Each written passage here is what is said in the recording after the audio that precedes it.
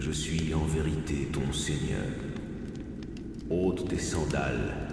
Tu es dans la vallée sainte de Toua. Je t'ai choisi. Moi, en vérité, je suis Dieu. Il n'y a de Dieu que moi.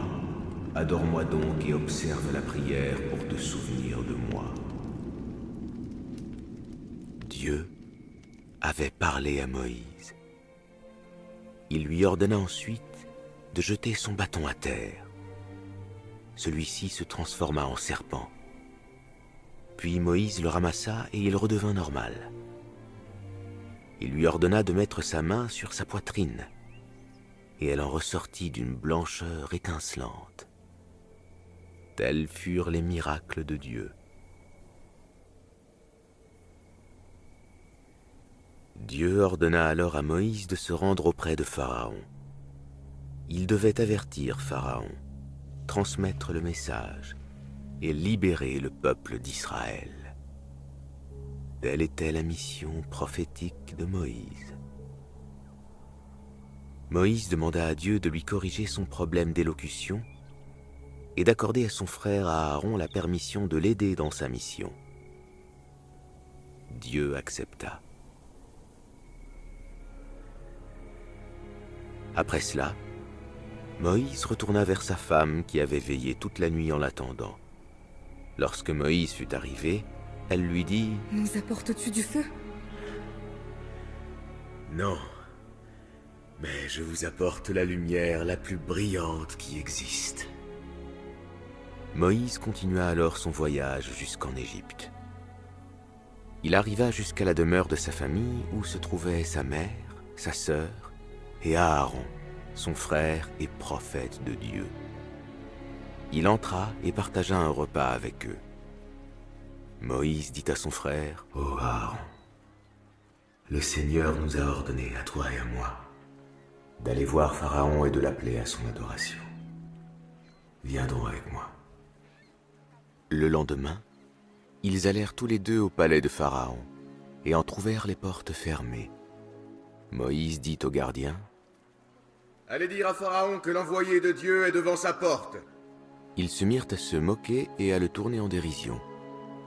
Moïse et Aaron restèrent un moment, quand le bruit vint aux oreilles de Pharaon. Il les fit amener. « Nous sommes les envoyés du Seigneur des mondes, afin que tu renvoies avec nous les fils d'Israël. Ne t'avons-nous pas élevé chez nous, enfant, et n'as-tu pas passé avec nous plusieurs années de ta vie? C'est alors que tu as commis l'acte que tu sais, ce qui fait de toi un ingrat. C'est vrai, je l'ai commis, mais j'étais alors du nombre des égarés. Je me suis enfui parce que j'avais peur de vous. Qu'est-ce donc ce Seigneur des mondes? C'est le Seigneur des cieux et de la terre, et de ce qui est entre eux. » Puis, par la permission de Dieu, Moïse leur montra les miracles que Dieu lui avait accordés. Il jeta son bâton qui se transforma en serpent. Puis il mit sa main dans son sein, qui devint d'une blancheur éclatante. Les personnes présentes furent impressionnées. Pharaon nia et rejeta les signes de Dieu. « Ce que tu nous apportes n'est que de la magie, et nous allons t'apporter semblable à elle. » Il demanda alors à Moïse de fixer un rendez-vous dans un lieu convenu, afin que soit confrontée la prétendue magie des sorciers de Pharaon et les miracles de Moïse. Pharaon, les princes, les hauts dignitaires de l'État, ainsi que l'ensemble du peuple, assistèrent au rendez-vous sur ordre de Pharaon. Moïse s'approcha des magiciens et les exhorta à abandonner la magie vaine qui s'oppose aux signes et aux arguments de Dieu en leur disant « Malheur à vous! Ne forgez pas de mensonges contre Dieu, sinon il vous frappera d'un puissant châtiment. » Les magiciens se concertèrent et dirent que Moïse et Aaron étaient deux magiciens habiles et expérimentés, que leur but était d'attirer les gens et d'avoir le dessus sur le roi et sa cour. Les magiciens se mirent en rang face à Moïse et lui dirent de montrer sa magie ou de les laisser agir en premier. Il leur dit de commencer. Les magiciens avaient apporté avec eux des bâtons et des cordes qu'ils enduisirent de mercure et d'autres produits pour les faire remuer et donner l'impression aux gens que c'étaient des serpents qui s'agitaient. Moïse craignit que les gens ne se laissent séduire par leur magie et leur artifice. Dieu lui ordonna alors de jeter son bâton, qui se transforma en un énorme serpent pourvu de pattes, à l'apparence épouvantable, qui se mit à avaler, un à un, les bâtons et les cordes des magiciens à une vitesse extraordinaire. Les gens furent terrifiés et se sauvèrent. Les magiciens furent stupéfaits. Ils tombèrent prosternés et dirent : « Nous croyons au Seigneur d'Aaron et de Moïse. Vous avez cru en lui avant que je vous y autorise. C'est certainement lui, votre maître, celui qui vous a enseigné la magie. Je vous ferai couper les mains et les pieds, puis je vous ferai crucifier sur des troncs de palmiers. Vous saurez alors qui de nous est capable d'infliger le châtiment le plus sévère et le plus long. Comment pourrions-nous te préférer aux évidences qui nous sont parvenues et à celui qui nous a créés? Décide ce que tu as décidé. Tu décides seulement pour la vie de ce monde. » Les magiciens crurent ainsi à la religion de Moïse, mais Pharaon ne crut point. Témoin du triomphe de Moïse et de la conversion des magiciens sur lesquels il comptait pour avoir le dessus sur Moïse, Pharaon et les Coptes persistèrent davantage dans la négation, l'obstination et l'égarement. Au fil du temps, la communauté de Moïse grandit. Pharaon, voyant cela, demanda à Aman, son ministre, de lui construire une tour immense allant jusqu'au ciel pour parler au Dieu de Moïse, bien qu'il n'y crût pas. La tour fut construite aussi haut que possible, et Pharaon monta jusqu'au sommet. Il ne vit rien et n'entendit rien. Il s'entêta et déclara que Moïse était un menteur. Dieu envoya alors des signes aux Égyptiens pour les avertir, les plaies d'Égypte.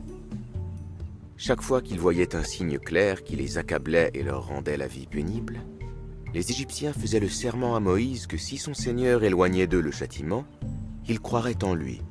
Mais chaque fois que le châtiment était levé, leur conduite empirait et ils reniaient la vérité. Tout d'abord, la sécheresse et la famine s'abattirent sur le peuple de Pharaon durant quelques années, à tel point que les Égyptiens mouraient de faim. Ils supplièrent Moïse de demander à son Seigneur de les épargner, ce qu'il fit. Mais ils se détournèrent. Puis, toute l'Égypte fut submergée par le déluge. Les récoltes furent saccagées et les maisons inondées. Ils supplièrent Moïse de demander à son Seigneur de les épargner, ce qu'il fit, mais ils se détournèrent. Puis Dieu envoya une armée de sauterelles qui causa des dégâts considérables. Ils supplièrent Moïse de demander à son Seigneur de les épargner, ce qu'il fit, mais ils se détournèrent. Puis Dieu envoya les poux, les grenouilles, et enfin l'eau qui se changeait en sang. Malgré tous ces avertissements, ils ne crurent point et continuaient à persécuter le peuple de Moïse. Celui-ci les encouragea à tenir bon. Puis un jour, Dieu ordonna à Moïse et à Aaron de quitter l'Égypte avec leur peuple, de nuit, afin de prendre de l'avance car ils seraient suivis. Le peuple d'Israël marcha alors en pleine nuit vers le rivage, en direction de la grande Syrie. En apprenant leur départ, Pharaon fut pris d'une grande colère et ameuta ses armées pour les poursuivre et les exterminer. Il rassembla des centaines de milliers d'hommes. Pharaon rattrapa les Israélites avec ses soldats au lever du soleil. Les deux parties se retrouvèrent face à face. Autour du peuple de Moïse, de hautes montagnes, la mer et l'impressionnante et terrifiante armée de Pharaon. Ils étaient terrifiés. L'issue semblait fatale.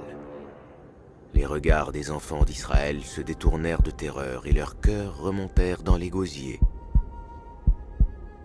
Le Tout-Puissant, le Compatissant, l'Omnipotent, révéla alors à Moïse cet ordre. « Frappe la mer avec ton bâton.